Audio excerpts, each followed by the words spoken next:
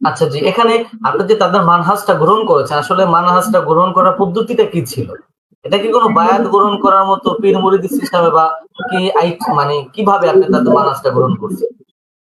এটা কোনো বায়াত গ্রহণ করার মতো না, এটা হলো আমল পরিবর্তন করা, আকীদা পরিবর্তন করা, এতটুকুই আমার কাছে এটাই মনে মানে হয়েছে। মাঝখানে আপনি কোনো তওবা তিল্লা করেছেন কিনা? আল্লাহর কাছে ক্ষমা হ্যাঁ, চেয়েছেন হ্যাঁ, কিনা? হ্যাঁ। আমি তো এমন নয় যে আমি মুসলমান থেকে হিন্দু হয়েছি বা হিন্দু থেকে মুসলমান হয়েছে আমাকে কালিমা পড়তে হবে। আমি আগেও মুসলমান ছিলাম, এখনো মুসলমান আছি।